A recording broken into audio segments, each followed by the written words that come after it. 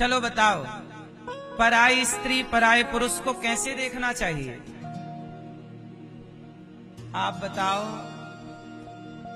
भैया मूंछों वाले बताएंगे हमारे। बैठे बैठे खड़े होने का कष्ट नहीं। पराई स्त्री को कैसे देखें? कैसी? प्रेम से।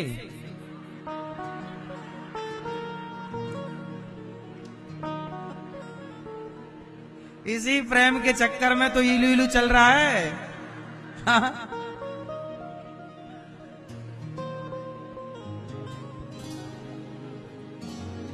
सुनो, पराई स्त्री को कैसे, सुनो, ये तो केवल आनंद के लिए है, आप लोग सुनना है। दादा ये भैया बताएंगे कैसे देखें पराई स्त्री को। बता टोपी वाले, सुनो, पर पीछे वाली मैया भैया बताएंगे, वो सबसे पीछे बैठे हैं। कैसे देखें पराई स्त्री को?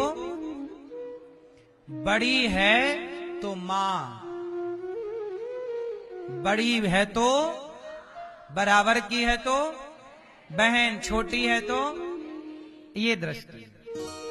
उन्होंने ठीक कहा कि प्रेम से मां को देखो तो मां के प्रेम से, बहन को देखो तो बहन के प्रेम से, और बेटी को देखो तो बेटी के प्रेम से।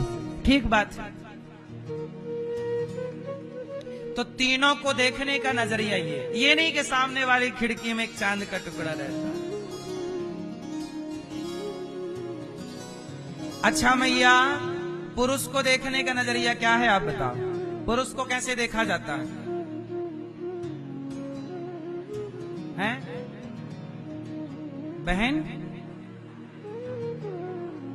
बड़ा है तो पिता के तुल्य है, बराबर है तो बराबरी का है तो भाई है, छोटा है तो पुत्र की तुल्य है। इस सोचिए, रावण इतना ज्ञानी था, लेकिन पराई औरत को मां की तरह देखना था, बहन की तरह देखना था, बेटी की तरह देखना था, लेकिन इतना बड़ा ज्ञानी इतनी सी बात ना समझ पाया, और नहीं समझ पाया तो आज तक पुतले जलते हैं उसके।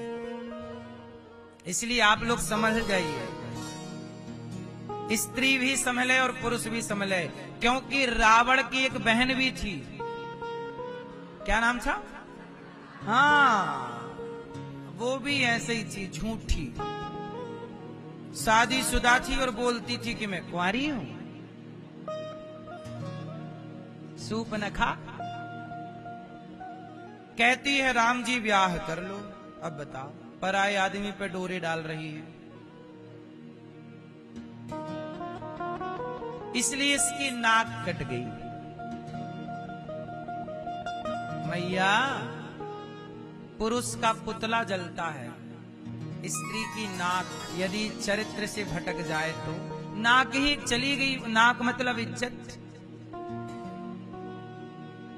जो भाग जाती हैं अपने पति को ड्रम रम में पैक करके, उनकी कोई इज्जत थोड़ी रहती है। अब सारी जिंदगी क्या उनकी इज्जत करेगा समाज? बोलो मेरी माँ। आपकी इज्जत तब तक है जब तक आप चरित्रवान हैं, जब तक आप अपने पति में और अपनी पत्नी में स्थित हैं। यदि आप पत्नी के अतिरिक्त किसी और को देखे, पत्नियां पति के अतिरिक्त किसी और पर दृष्टि गई, तो सभ्य समाज आपका सम्मान नहीं करेगा। असभ्य लोग ही आपका सम्मान, क्योंकि जो असभ्य होंगे स्वयं, फिर वो आपकी टीम बन जाएगी। तू भी वैसे ही, मैं भी ऐसे, चल ठीक है। समाज में अब क्लबों में भी तो लोग जा रहे हैं, औरतों के संग कंधे पे हाथ रख के पूरी रात डिस्को मुन्नी बदनाम हुई चल रहा है, शीला की जवानी चल रही है। तो ये कोई सभ्य समाज के लोग थोड़ी होते हैं वहां, कोई इज्जतदार लोग नहीं होते। इज्जतदार सम्माननीय व्यक्ति जो समाज में मर्यादित हैं, जो पद प्रतिष्ठा वाले हैं, वो किसी पराई स्त्री के कंधे पे हाथ रख के ऐसे घोड़ों की तरह उछल कूद नहीं कर सकते। क्या कहते हैं आप लोग? समाज दो तरह का, एक सभ्य समाज, एक असभ्य समाज। समाज दो हिस्सों में बटा है, एक राम के पक्ष वाला समाज, एक रावण के पक्ष वाला समाज। रावण का विचार कहता है कोई भी स्त्री मिले चुरा लो, और राम का विचार कहता है कि नहीं, कोई भी स्त्री दिखे तो उसे माँ बहन पुत्री की दृष्टि से देखना। रावण की बहन तो ऑफर लेकर आई, लेकिन राम ने उसकी ओर देखा भी नहीं। तो आज भी समाज में रावण की विचारधारा आज भी जीवित है और राम की विचारधारा आज भी जीवित है।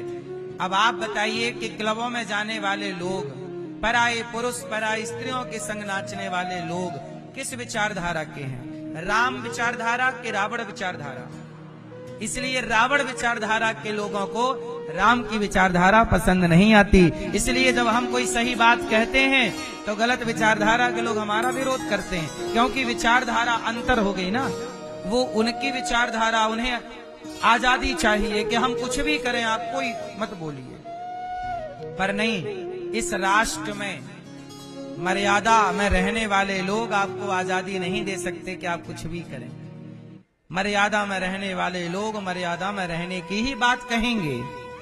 बोलो हाँ, भले कोई मनमाना करके चला जाए तो चला जाए, हम आपको समझा सकते हैं कि बेटा मर्यादा में रहो। लेकिन आप जाओ क्लबों में जाके नाचो तो हम वहां हाथ पकड़ने नहीं आएंगे, हम वहां नहीं आएंगे आपको रोकने। वहां तो आप नाचो कूदो, जो मन करे करो।